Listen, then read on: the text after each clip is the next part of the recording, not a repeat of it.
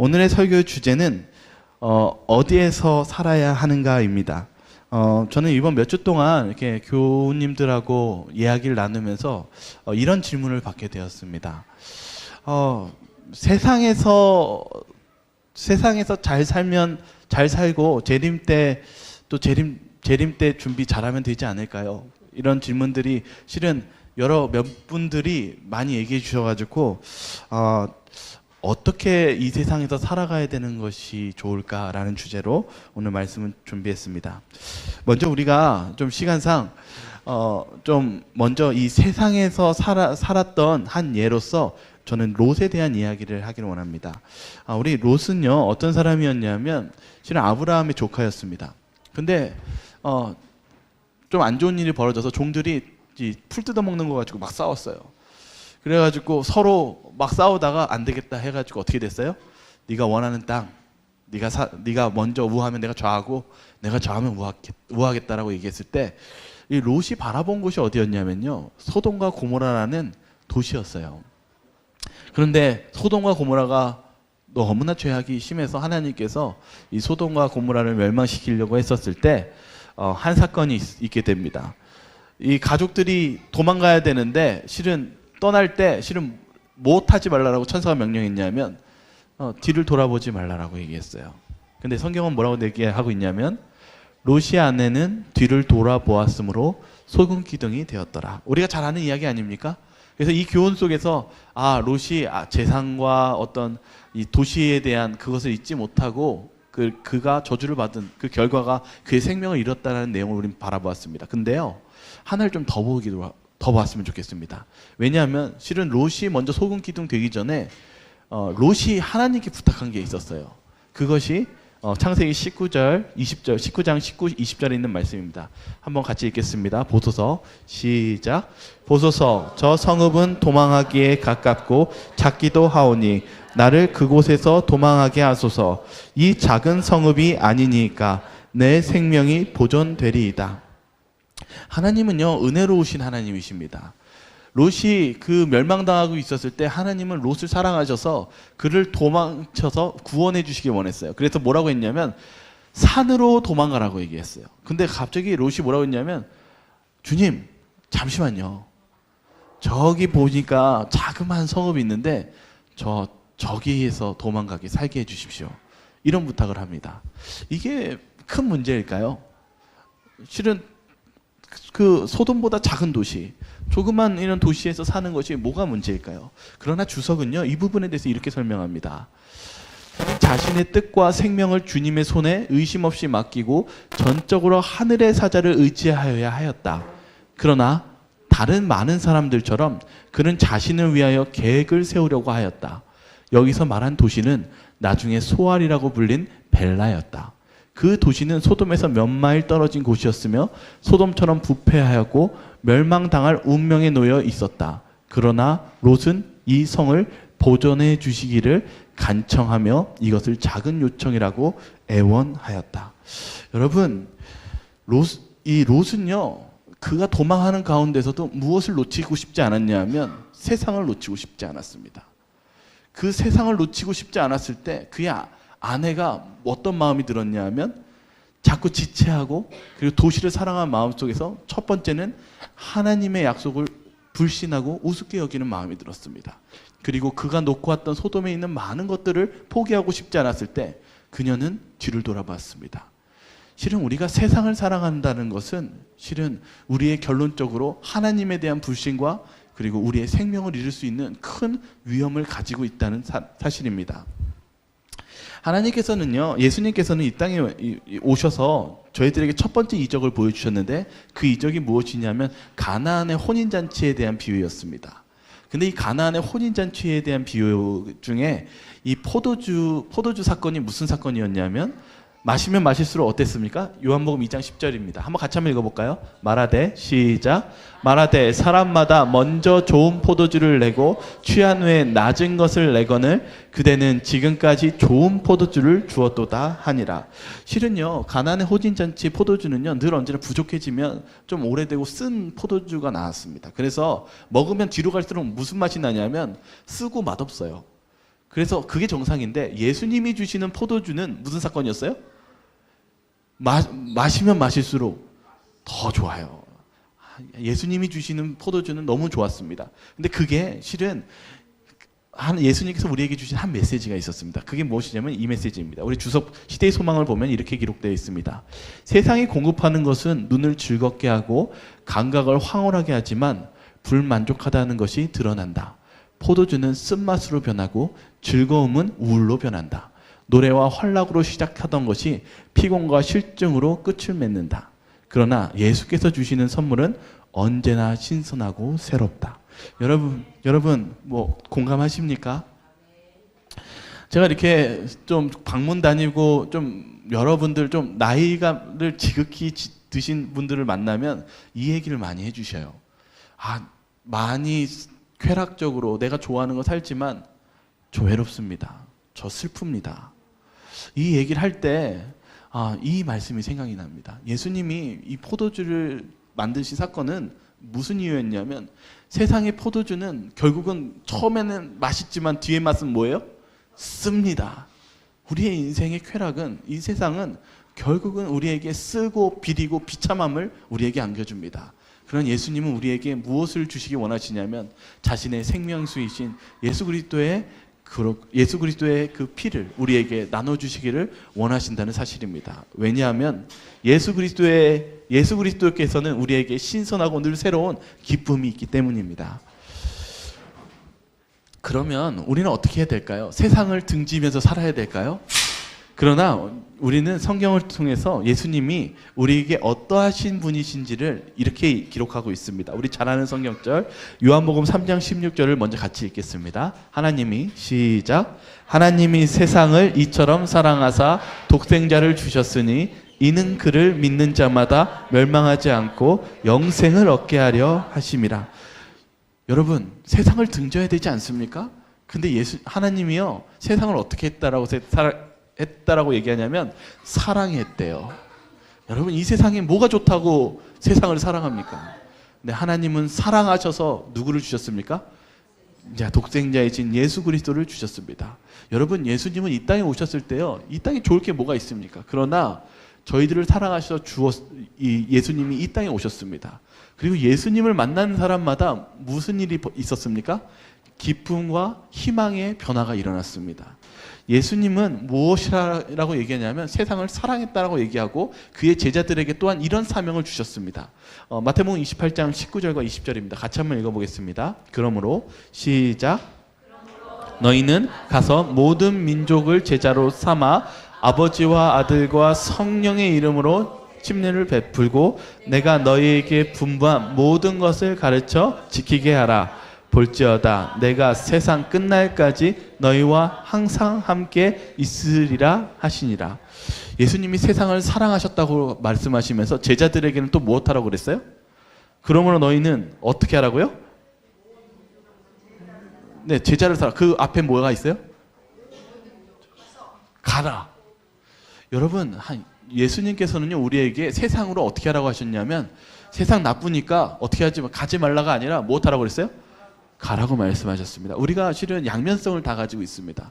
세상을 우리가 잘못 살면 롯과 같이 살면은 못 될 수가 있어요. 내 생명을 잃어버릴 수 있는 위험이 있습니다. 근데 예수님께서는 제자로 만들고 나서는 오히려 가라라고 말씀하십니다. 왜 그렇습니까? 예수님은 우리에게 빛과 소금이 되어서 가라고 말씀하셨습니다. 맛이 나고 다른 어두움 속에 있는 세상 속에서 빛이 되고 맛을 내는 사람으로서 가라고 얘기했습니다.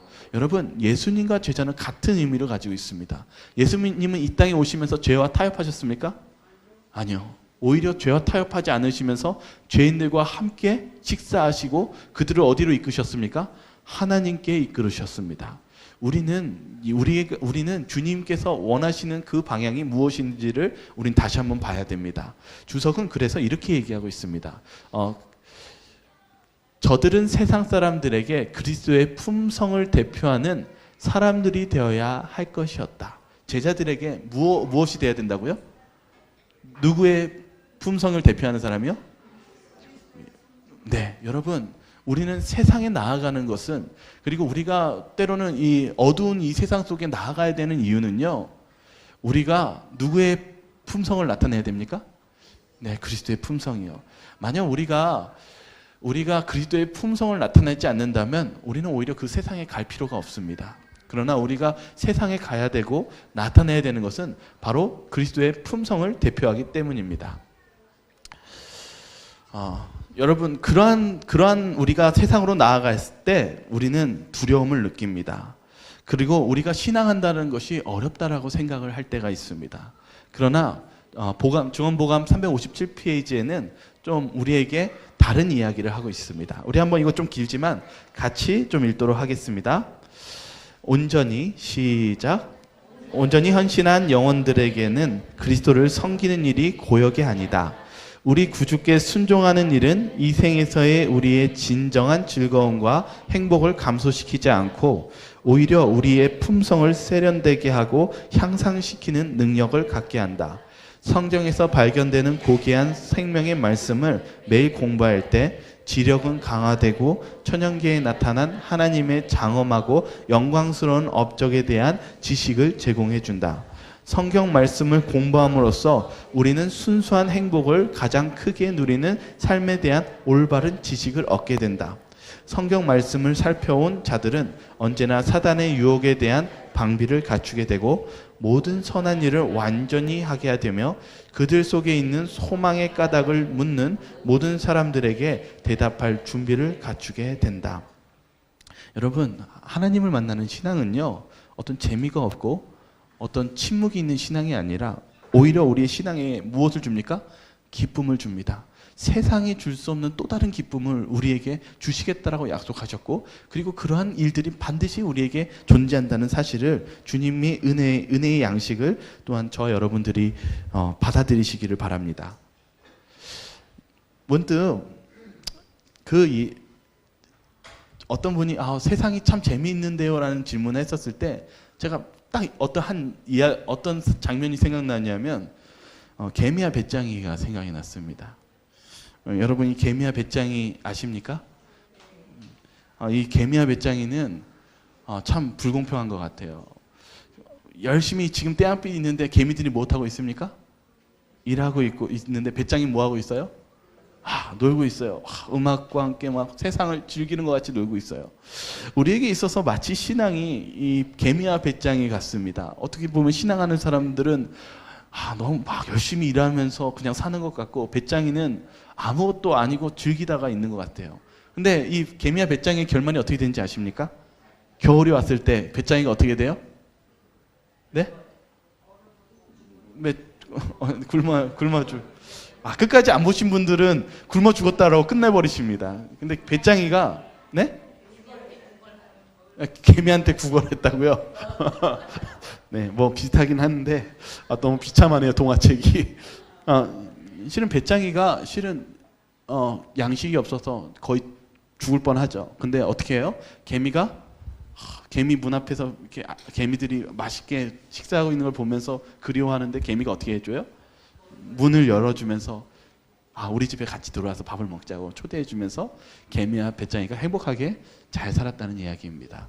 이 그림의 장면을 보면서 뭐가 생각나십니까? 탕자의 비유가 생각납니다.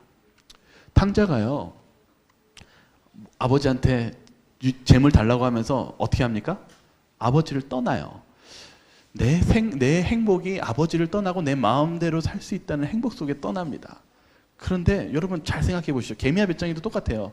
배짱이도 음식이 있었을 때는 행복하게 막 살면서 그것이 행복이라고 생각합니다. 그런데 불행이 언제 찾아옵니까? 음식이 떨어질 때요. 탕자는 언제 불행이 찾아옵니까? 아버지로 받은 유산이 다 떨어졌을 때요. 여러분, 우리에게 있어서 생명은요, 하나님께로 나옵니다. 하나님께로부터 은혜의 양식이 떨어지면 우리는 다 죽게 됩니다. 우리에게 있어서 우리는 주님께 붙어 있는 것이 곧 우리가 살 수 있는 길이며 우리의 은혜의 길입니다. 그래서 우리는요, 실은 한 가지 좀 우리가 해야 될 실천적인 덕목을 하나 제시합니다. 그것은 여러분이 이 세상에 사실 때 이것을 한번 체크해 보십시오. 다만 마음을 살피자. 여러분, 실은 우리가요, 살면서요, 너무 세상 속에 살다 보면은요, 사회 속에 있다 보면은 내가 지금 현재 지점이 어디에 있는지 모를 때가 굉장히 많이 있습니다. 롯과 같이 세상에 빠져 있거나 때로는 예수님의 제자들처럼 정말 세상에서 빛과 소금이 될 수도 있습니다. 그러나 우리는 그것을 확인하기 위해서 매일 매순간 우리 자신을 점검해 볼 필요가 있습니다. 그래서 이 목사들에게 보내는 권면은 굉장히 좀 날카롭게 우리의 신앙을 이렇게 점검하라고 얘기합니다. 한번 좀 같이 한번 읽어보겠습니다. 선한 것처럼 시작. 보인다고 생각될 수 있는 것들이 있지만 많이 기도하며 그것들을 살펴볼 필요가 있다. 왜냐하면 그것들은 영혼들을 곁길로 나가게 할 원수의 그럴듯한 술책이기 때문이다. 그 길은 진리의 길과 아주 가깝게 나 있기 때문에 성결과 천국으로 인도하는 길과 그 길을 분간해내는 것이 아주 어렵다. 그러나 거의 감지할 수 없을지라도 믿음의 눈은 그 길이 바른 길에서 이탈한 것임을 식별할 것이다. 처음에 그 길은 분명히 바른 것이라고 생각되겠지만 얼마 후에 그 길은 안전한 길, 성결하고 천국으로 이끄는 길로부터 멀리 이탈했음을 보여줄 것이다. 여러분, 뭐라고 얘기하냐면요, 우리는 점검하고 체크해야 되는데 어떤 것도 체크하라고 얘기하냐면 선한 것도 체크하라고 그랬어요.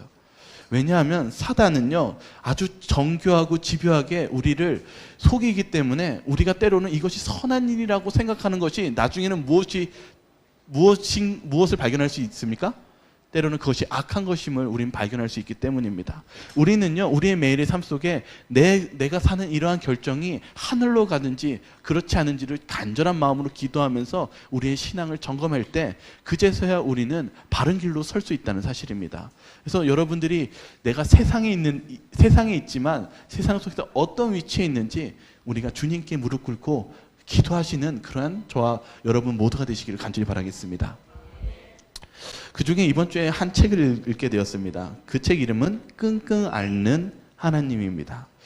예레미야 시대 때 이스라엘 백성들은요, 실은 하나님을 믿으면서 우상신을 섬겼던 사람들이에요. 그래서 실은 예레미야 시대 때 이스라엘은 곧 멸망해 가는 시대였어요. 그래서 바벨론이 이제 그 나라를 차지하죠.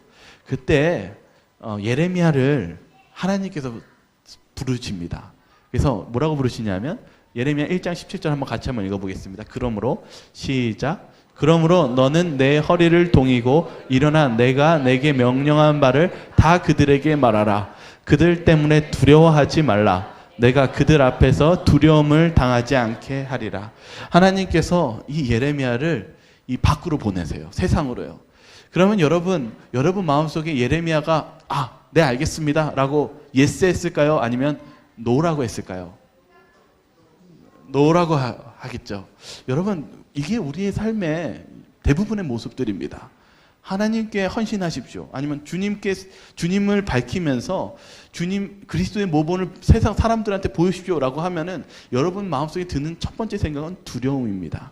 예레미야도 마찬가지였어요. 뭐라고 적혀있냐면 그는 수줍어하고 겁이 많은 성격을 타고난 예레미야는 계속적으로 뉘우치지 않는 자기 민족을 볼 필요가 없는 평화롭고 조용한 은퇴 생활을 갈망하였다. 여러분, 저 힘든 거 하는 거 싫어요.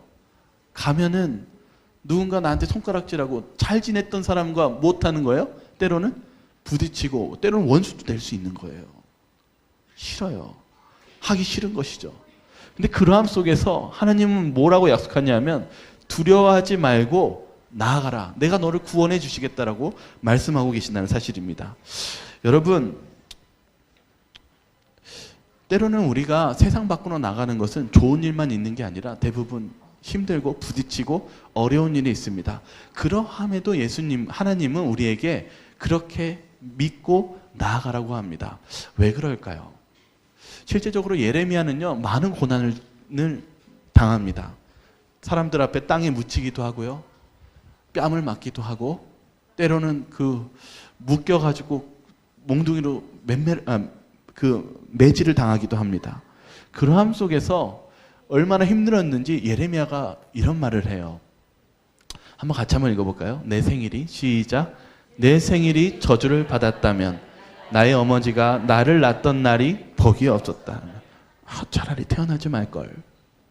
여러분, 우리 신앙 속에서 이렇게 내가 태어난 것에 대해서 후회하면서 살 때가 종종 있습니까? 있어요? 좀 삶에 있어서 너무나 힘들어서 삶이 버거울 때가 있지 않습니까? 우리가 그리스도인들도 마찬가지입니다. 그런 어려움이 있었을 때 눈물이 나고 힘이 듭니다. 그러나 우리가 바라봐야 될 것이 무엇일까요? 주석은 바로 이 부분에서 이렇게 얘기합니다. 한번 같이 한번 읽어보겠습니다. 예레미야는 시작.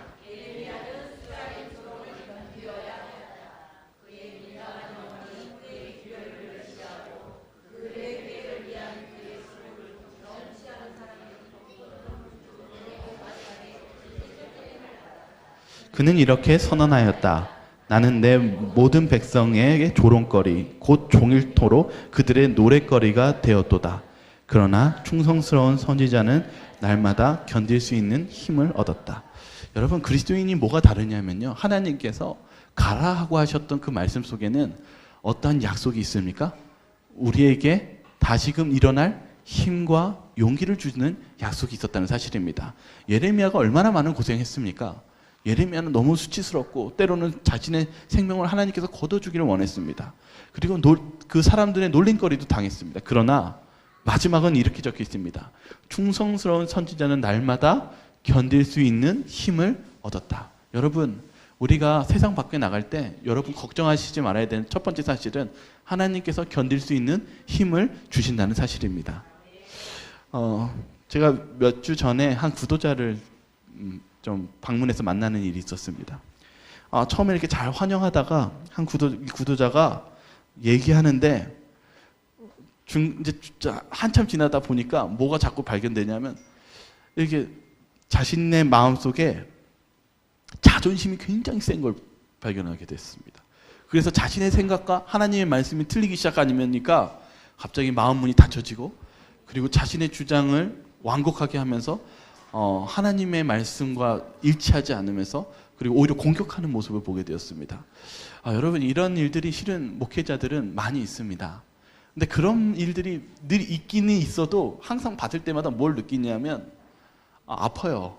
실은요. 좀 마음에 좀 진짜 아픔이 옵니다. 근데 그런 아픔이 오면서 이렇게 운전하면서 가는데 어떠한 장면이 떠오르냐면 예수님의 장면이 떠올라요. 실은 저희가 저희 목요일날 구역반 할 때 봤던 내용인데 우리 한번 그 부분을 좀 보도록 하겠습니다. 실은요, 예수님께서요 가장 힘드셨던 순간이 언제이시 아십니까? 바로 겟세마네 동산에서 기도하시는 순간이었습니다. 그때 예수님이 가장 힘들었던 것이 무엇인지 우리 한번 좀 시대의 소망을 같이 읽도록 하겠습니다. 그대를 같이 읽겠습니다. 시작. 열심히 따르던 자 중에 하나가 그대를 부인할 것이다. 모든 사람이 그대를 버릴 것이다. 그리스도의 온 영혼은 그 생각을 몹시 싫어하였다. 그분이 구원하시고자 했던 자들, 그분이 그렇게 극진히 사랑하신 자들이 사단의 음모에 연결되리라는 사실은 그분의 마음을 찔렀다. 그처럼 자주 축복하시고 위로하셨으며 슬픔과 어려움에서 보호하셨던 제자들에게서 어떤 위로의 말을 듣고자 하는 간절한 마음으로 그분은 그들에게로 오셨다. 항상 그들에게 동정의 말씀을 하셨던 그분이 이제 초인간적인 고민을 당하시면서는 그들이 당신과 그들 자신을 위하여 기도하고 있다는 사실을 알고자 열망하셨다.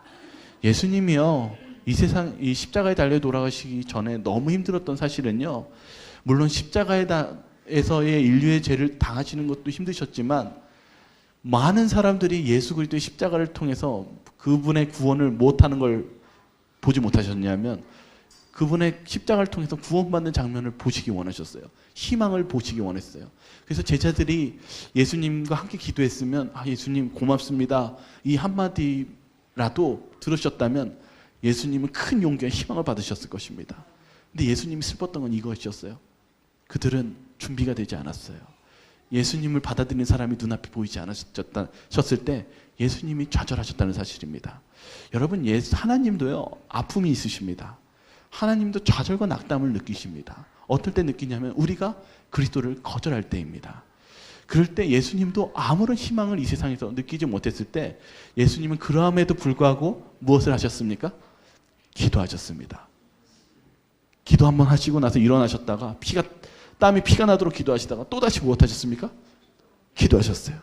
하실 수 있거든. 이 잔을 내게서 지나가게 하소서. 그러나 내 뜻이 아닌 아버지 뜻대로 되게 하옵소서. 우리에게 있어서 예수님은요, 그러한 기도를 한 번, 두 번, 세 번 하시고 나서 예수님이 응답을 받으셨습니다. 그때 그 응답 받으셨을 때 예수님의 표정과 그리고 자세는 달라지셨습니다. 그래서 그 부분에 대해서 시대의 소망 695페이지는 이렇게 얘기합니다. 같이 한번 읽겠습니다. 시작. 그치지 않았으나 억압과 좌절은 그분을 떠났다. 폭풍은 결코 경감되지 않았지만 폭풍의 표적인 그분이 폭풍의 분노를 대면할 강한 힘을 얻은 것이었다. 그분은 침착하고 평온하게 되셨다. 피에 젖은 그분의 얼굴에는 하늘의 평화가 깃들었다. 그분은 모든 사람을 위하여 죽음의 고통을 맛보심으로 어떤 인간도 견딜 수 없는 것을 견디셨다. 예수님은 이 세상에서의 위로를 못 받으셨지만 하늘의 위로를 받으셨습니까? 하늘의 힘은 그러한 큰 능력이 있습니다. 다시 예레미야로 보겠습니다. 예레미야가요, 죽고 싶다라고 얘기했고 지금 포기하고 싶다라고 얘기했어요. 그러나 예레미야도 하나님을 붙들었어요. 그러면서 포기하려고 했을 때 이런 말을 합니다. 예레미야 20장 9절입니다. 같이 읽겠습니다. 시작. 내가 다시는 여호와를 선포하지 아니하며 그의 이름으로 말하지 아니하리라 하면 나의 마음이 불붙는 것 같아서 골수에 사무치니 답답하여 견딜 수 없나이다. 예레미야는 변화했어요. 예레미야는 겁이 많았던 사람이었고 두려움이 많았던 사람이었는데 그가 포기하려고 했었을 때 뭐라고 했어요? 그 이름으로 말하지 아니하리라 하면 나의 마음이 불붙는 것 같아서 골수에 사무치니 답답하여 견딜 수 없느니라. 예레미야는 다시 일어섰습니다. 그리고 그리고 주님의 복음을 다시 이스라엘에게 선포했습니다. 그렇게 해서 결국은 예레미야 예언대로 하나님께서 바벨론을 이스라엘로 이스라엘에 승리하게 만들었습니다. 그래서 이제는 바벨론에 실은 예레미야에게는 두 가지 선택이 있었습니다. 그건 무엇이었냐면 바벨론에 있는 장군이 이 예레미야에게 그의 예언을 알고 그에게 집과 재물을 주면서 이 바벨론에 머물게 하는 특혜를 줬어요. 근데 예레미야는요, 이미 그의 사명을 다했기 때문에 실은 바벨론에서 유대인들을 돌봐도 전혀 하등의 문제가 없었어요. 그런데 여기 같이 한번 읽어보시죠. 예레미야 40장 5절은 예레미야의 선택이 바뀜을 우린 보게 됩니다. 한번 같이 읽어볼까요? 너는 시작. 사반의 손자 아하감이 아들 그다랴에게로 돌아가서 그와 함께 백성 가운데 살거나 내가 옳게 여기는 곳으로 가거나 할지니라 하고 그 사령관이 그에게 양식과 선물을 주어 보내매. 여러분, 예레미야는요, 편안하게 이제 남은 여생을 축복 속에서 그의 생애를 맞이할 수 있었습니다. 근데 예레미야는 그걸 거절합니다. 그리고 낙타에다 자신의 있는 양식을 들고 다시 어디로 갑니까? 애굽으로 들어갑니다. 유대인들이 애굽으로 피신한 그 애굽으로 갑니다. 그리고 그들을 다시금 하나님께로 돌려보내기 위해서 그곳에서 고생을 하면서 그의 삶을 마칩니다. 여러분, 어떻게 예레미야가 이렇게 변할 수 있을까요? 예레미야는 그의 인물이 젊은 시절의 인물은 자신이 다른 사람과 어떤 고생하거나 이 세상에서 어떤 어려움을 겪고 싶어하는 그러한 품성을 가졌던 사람이 아닙니다. 여러분, 어느 누구나 우리의 품성은 처음에는 예레미야와 같이 연약하고 그러한 품성입니다. 그러나 예레미야가 이렇게 할 수 있었던 것은 그가 노력해서 변한 것이 아니라 누구의 은혜로 예레미야가 이렇게 사랑이 넘치는 사람을 바뀌었습니까? 하나님의 은혜입니다. 여러분, 예레미야가 그 하나님의 사랑과 은혜를 깨닫고 나서 그가 자원해서 그렇게 나아갔다는 사실입니다. 여러분, 우리가 세상으로 나아가는 것은 내 힘으로 내 능력으로 되지 않습니다. 주님의 능력과 주님의 은혜로 저와 여러분들이 세상의 빛과 소금이 되시기를 간절히 바라겠습니다. 한 가지만 이야기하고 마치겠습니다. 제가 예전에 아주 어렸을 때 담임 목사님이 있었는데 그분이 미국에 유학을 다니시는 목사님이었는데 미국에서 유학하시다 오셨던 목사님이었는데 아이 훈육복을 미국식으로 한 거예요. 그래서 어떻게 했냐면 애가 막 말을 안 듣고 막 소리 지르고 막 그러면 이 아이를 어떻게 했냐면 이제 미국식 훈육법에 애를 딱 데리고 와서 방에다 불 꺼놓고 집어넣어요. 그리고 문을 딱 잠가버려요. 그럼 애가 어떻게 합니까? 막 울고불고 막 문 열어달라고 막 소리 지르면서 있다가 한참 지나면은 애가 이제 조용해져요. 그러면 그때 뭐예요? 내가 뭘 잘못했지? 이러고 이제 생각을 해봐요. 그리고 한참 지나면 이제 부모님이 이제 문을 열어줍니다. 우리의 인생에 있어서요, 우리는 참 어둡고 캄캄한 그러한 외로운 그러한 인생을 살아갈 때가 많이 있습니다. 그래서 우리의 마음속에 자꾸 어떤 마음이 드냐면 누군가 이 문을 열어줬으면 하는 마음을 우리가 생각하고 살아가고 있습니다. 우리의 인생도 어쩌면 어둡고 캄캄한 그런 방 안에 있는 것이 우리가 어둡고 캄캄한 그런 방에서 살고 있습니다. 그러나 지금 이 문 잠겨 있는 문이 아니라 좀 더 다른 방에서 우리는 살고 있습니다. 주님은 우리에게 뭐라고 얘기하냐면 계시록 3장 20절에 이렇게 얘기합니다. 볼지어다, 같이 읽겠습니다. 시작.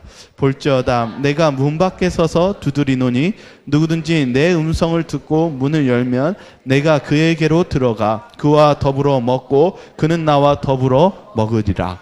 여러분, 우리는요 캄캄한 방에 있지만요 무슨 방에 있냐면 우리가 열 수 있는 방 안에 있습니다. 여러분들이 어려운 순간이 있고 캄캄한 방 안에 있다고 했을 때 주님은 그 문 밖에서 기다리고 계신다는 것을 잊지 마시기 바랍니다. 여러분이 그 방 안에서 용기를 내어 문을 연다면 주님의 빛은 여러분에게 다가올 것이고 주님의 위로와 힘을 여러분들은 체험하게 될 것이기 때문입니다. 우리는 재림의 때에 예수님을 맞이할 때 우리는 더 큰 하나님의 축복과 그리고 더 큰 하나님의 승리의 기쁨을 우린 맞이하게 될 것입니다. 여러분들에게 그러한 부탁 속에서 그러한 뜻에서 이러한 말씀을 드리고 싶습니다. 여러분, 세상 밖으로 나가시기 바랍니다. 그리고 빛과 소금이 되시는 저와 여러분들 되시기 바라며 말씀을 마치도록 하겠습니다.